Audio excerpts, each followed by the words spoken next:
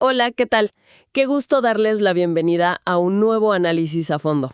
Hola, hola. Un placer estar aquí. Antes de arrancar con el tema de hoy, quiero hacer una invitación súper rápida para quienes nos escuchan. Claro, importantísimo. Sí, anímense a unirse al canal y, bueno, a reaccionar a los videos. Ayuda muchísimo. Totalmente.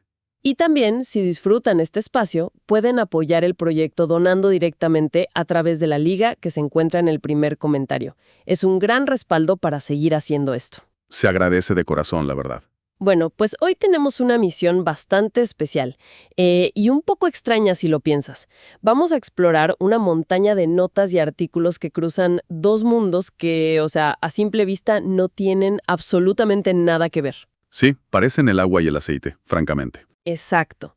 Por un lado tenemos la película Onward, ¿no? Esta aventura familiar súper colorida de Pixar, con elfos, camionetas pintadas, unicornios que hurgan en la basura. Ajá. Y por el otro lado tenemos el mundo de Full Metal Alchemist Brotherhood, que es este anime, súper brutal, militarizado, oscuro. Sí, con dilemas éticos terribles y horror filosófico. Pero la locura aquí, y el gancho de este desglose, es que, a pesar de sus enormes diferencias en el tono, ambas historias comparten un esqueleto narrativo casi idéntico. Es un contraste fascinante.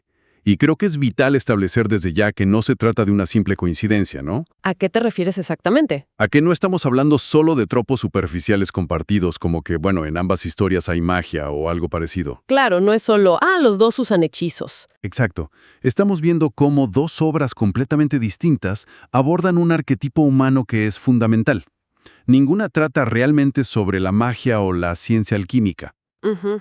Tratan sobre el duelo, sobre la pérdida y la ilusión de control, la negación de la muerte. Y para entender el viaje de estos protagonistas, primero debemos analizar el momento exacto en que rompen las reglas de su mundo, ¿verdad? Sí, el momento de la transgresión. Porque todo nace de un vacío enorme. En Onward tenemos a Ian Lightfoot, que crece sin su padre, y esto le genera una inseguridad tremenda. Una pieza de su identidad que simplemente falta. Exacto. Y en Full Metal Alchemist, los hermanos Edward y Alphonse Elrich sufren esta pérdida súper traumática de su madre por una enfermedad. Ese vacío insoportable es el detonante en ambas historias. Y la respuesta a ese detonante es lo que las fuentes definen como el acto de negación. ¿El negarse a aceptar la realidad? No. Tal cual. Frente a la muerte no hay una tristeza pasiva ni aceptación. Hay una rebelión absoluta contra el orden natural. Intentan revertir la muerte y ya nace un hechizo prohibido o, mal comprendido que le dejó su padre. Sí, para traerlo de vuelta por 24 horas. Y los hermanos Elric van mucho más allá, ¿cierto? Sí. Cometen el tabú máximo de su universo. La transmutación humana. Que es básicamente intentar fabricar el cuerpo y el alma de su madre desde cero. Usando los componentes químicos del cuerpo humano, así es. Y la alquimia. Y es ahí donde viene el castigo, o más bien, el fracaso. Ok, vamos a desempacar esto, porque leyendo las notas sobre el equivalente moral, yo pensaba que era como karma. Es súper común pensarlo así, como un castigo cósmico. Claro, como que hicieron algo malo y el universo los castiga moralmente. Yo lo veo como intentar engañar a una máquina expendedora cósmica. A ver, cuéntame de esa analogía. O sea, es como meter el brazo en la máquina para sacar algo que ya no está. La máquina siempre se queda con tu moneda, pero rara vez te entrega exactamente lo que quería sacar e incluso te puede lastimar el brazo. Esa metáfora es brutal, pero súper precisa, porque en realidad no funciona como el karma. El karma implica que hay un juez decidiendo quién es bueno y malo. ¿Y aquí no hay juez? No, aquí estamos hablando de algo más cercano a una termodinámica despiadada. En Full Metal Alchemist es una regla explícita, la ley del intercambio equivalente. Para obtener algo se debe perder algo de igual valor. Exacto.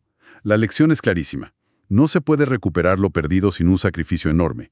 Y el resultado, además, nunca es perfecto. Porque Edward pierde partes de su cuerpo y Alphonse pierde su cuerpo entero, ¿no? Así es.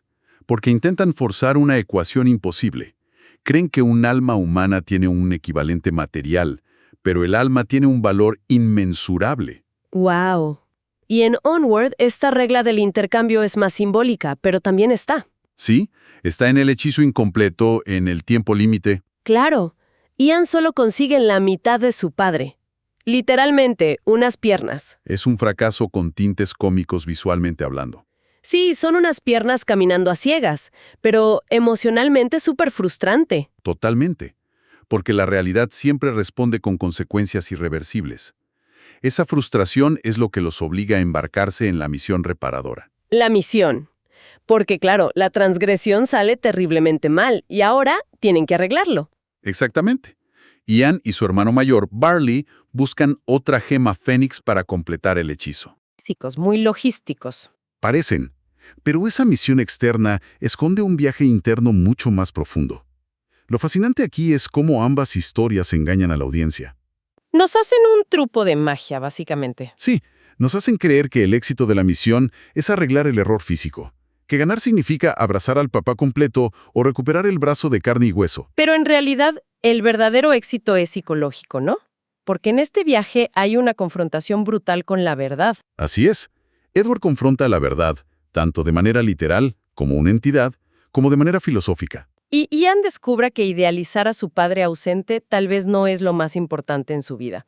Pero te hago una pregunta, con base en esto. Dime, Esta confrontación con la verdad es siempre un proceso doloroso en estas narrativas. O sea, tienen que sufrir para llegar a la resolución y a la aceptación. sí, definitivamente. Tiene que ser doloroso porque requiere destruir una ilusión, un mecanismo de defensa.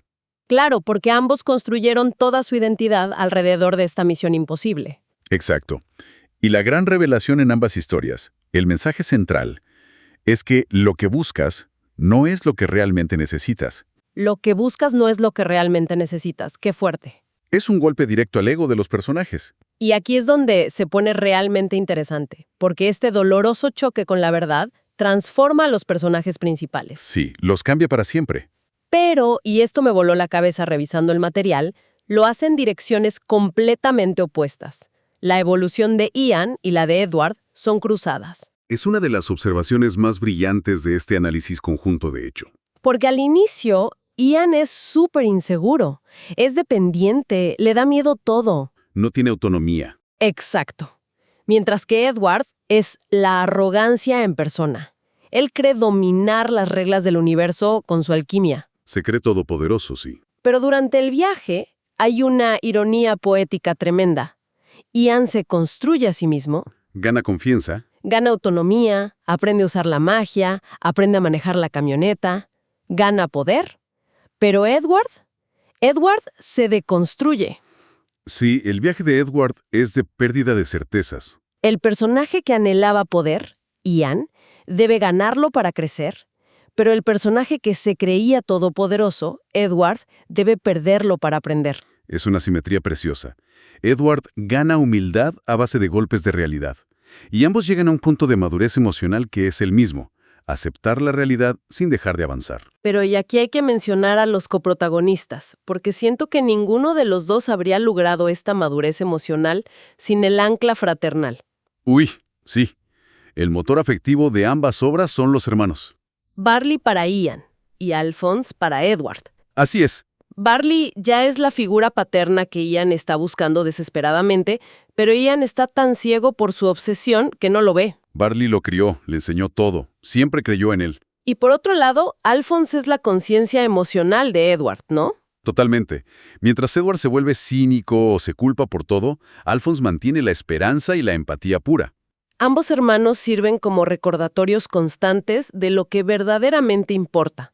Son el ancla que evita que se pierdan en su propia oscuridad o en su propia obsesión. Son el lazo con el presente. Evitan que vivan atorados en el pasado que intenta resucitar. Pero, o sea, si la estructura, el trauma, el viaje de engaño y los arquetipos de los personajes son paralelos, Sí. ¿por qué ambas obras se sienten pero tan diferentes al verlas? O sea, Onward te deja con una sensación cálida y Full Metal Alchemist te deja cuestionando la humanidad entera. Es una gran pregunta, y la respuesta está puramente en la escala de su filosofía. A ver, explícame eso de la escala. Bueno, Onward es un cuento de crecimiento personal. La escala es micro. Es una historia de familia. Exacto. Su mensaje afirma que la magia está en lo cotidiano, en atreverte a manejar, en valorar a tu hermano. Es una resolución puramente íntima y emocional. El éxito es reconocer lo que ya tienes frente a ti. Por el contrario, Full Metal Alchemist es una tragedia filosófica. La escala es macro, metafísica. O sea, no solo lidia con el duelo de dos niños, sino con la guerra y la ética humana. Y el genocidio, la corrupción. Su mensaje advierte que el conocimiento sin ética es peligroso. Claro. Si conectamos esto con el panorama general, aunque la envoltura cambie drásticamente. Entre optimismo ligero y oscuridad absoluta, digamos. Sí, aunque cambie eso, el arquetipo subyacente de la humanidad lidiando con la pérdida es idéntico. Y esto se ve clarísimo en el clímax de ambas historias. El clímax que en las notas llaman la renuncia consciente. La renuncia consciente, exacto. El acto de soltar. Es ese momento final donde Ian, después de todo lo que hizo, deja ir la oportunidad de ver a su padre cara a cara. Se la cede a Barley. Le cede sus últimos segundos con él a su hermano mayor, porque entiende que Barley lo necesitaba más para sanar. Es un sacrificio bellísimo. Y Edward hace lo mismo en su universo, pero a su escala. Renuncia a su poder alquímico, a su talento prodigioso, para salvar a Alphonse. Entrega la mismísima fuente de su poder. El triunfo en ambas historias, la verdadera victoria, es dejar de intentar controlar lo incontrolable. Entonces, ¿qué significa todo esto? Recapacitando sobre todo lo que hemos platicado hoy. A ver, El arquetipo clásico que comparten es muy claro. El ser humano desafió la pérdida, falla estrepitosamente, paga el precio y finalmente aprende a aceptar, encontrando algo muchísimo más valioso en el proceso. y creo que esto es profundamente relevante para cualquier persona que escuche este análisis, ¿Por qué lo dices? porque en mayor o menor medida constantemente enfrentamos pérdidas. Y siempre caemos en la ilusión del control. Queremos arreglar las cosas que ya pasaron. Queremos revertir el tiempo, pero estas historias son un recordatorio poderoso de que el verdadero viaje de sanación requiere soltar lo que ya no está. Soltar la moneda que se tragó la máquina. Exacto, dejar de meter el brazo y lastimarnos más. ¡Qué fuerte! Y esto me deja pensando, y quiero cerrar justo con una reflexión para quienes nos acompañaron hoy. Te escucho. Si el acto supremo de madurez, tanto para Ian con su magia como para Edward con su alquimia, fue esta renuncia consciente, Ajá. ¿cuál es esa transmutación humana o ese hechizo de resurrección que cada persona está intentando forzar en su propia vida cotidiana? Oye, esa es una gran pregunta. Sí, ¿qué es eso que estamos forzando y que en realidad nos está impidiendo ver a los Barley o a los Alphonse que ya están a nuestro lado? Es para quedarse reflexionando un buen rato. Totalmente. Ha sido un recorrido increíble cruzando estos dos mundos. Muchísimas gracias por desempacar esto conmigo hoy. El placer ha sido todo mío, de verdad. Qué gran plática. Y a quienes nos acompañaron, gracias por su tiempo y por abrirse a estas conexiones inesperadas. Nos escuchamos en el próximo Análisis a Fondo. ¡Hasta la próxima! Nos vemos.